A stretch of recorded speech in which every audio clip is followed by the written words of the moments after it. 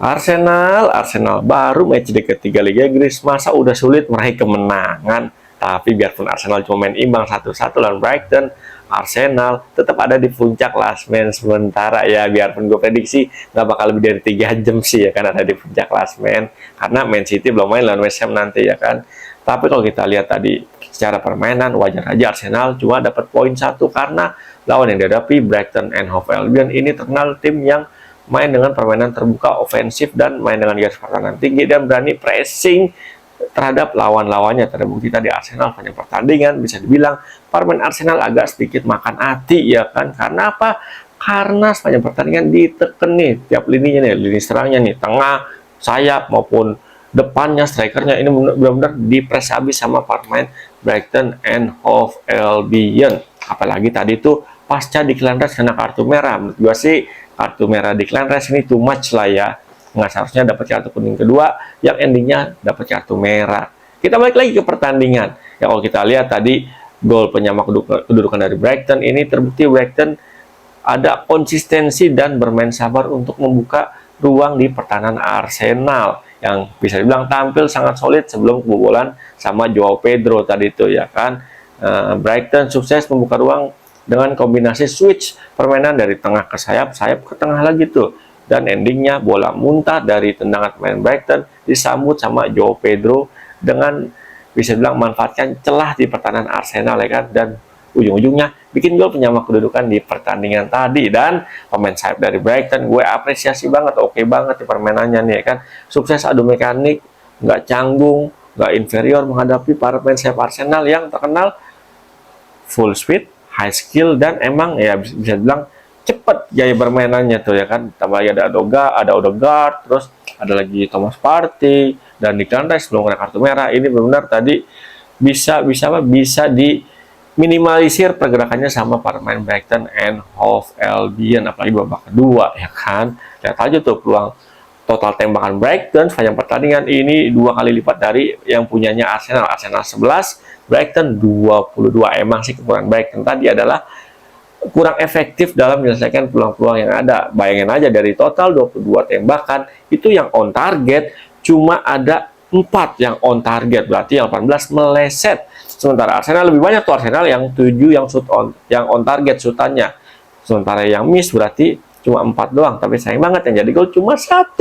Ini lagi-lagi PR buat Arteta nih, buat lini serang Arsenal agar main lebih efektif lagi kalau mau juara Liga Inggris musim ini. Tambah lagi tadi Arteta kenapa gagal menang, karena Arteta lagi ini apa strategi pergantian mainnya menurut gue kurang greget nih ya. Emang sih ada faktor tadi Declan Rice kena kartu merah, tapi ya seenggak-enggaknya biarpun Liga Inggris masih di awal-awal ya harus berani ngambil keputusan yang apa bisa bilang yang di luar nurul lah ya kan.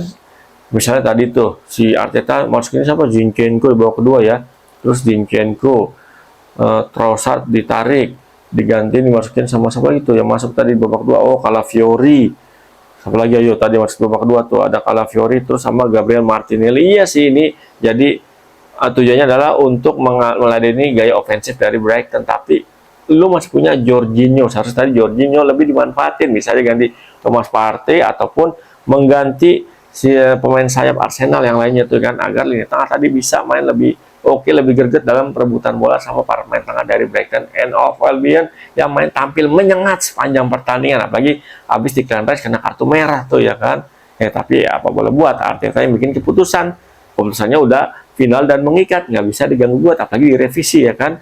Tapi ya ini bisa jadi pembelajaran yang berharga buat Arteta ya, karena kita tahu di musim kemarin ini Arsenal gagal juara karena gara-gara hal-hal yang bisa bilang nggak terlalu gede, kecil ya, kayak tadi strategi pergantian main. Ini salah dikit aja bisa mempengaruhi pengumpulan poin Arsenal nanti di akhir musim yang berujung gagal juara deh. Musim kemarin kan Arsenal ditikung lagi tuh sama Manchester City. Lagi kita lihat performa City di awal musim ini nggak berubah dibandingin musim kemarin.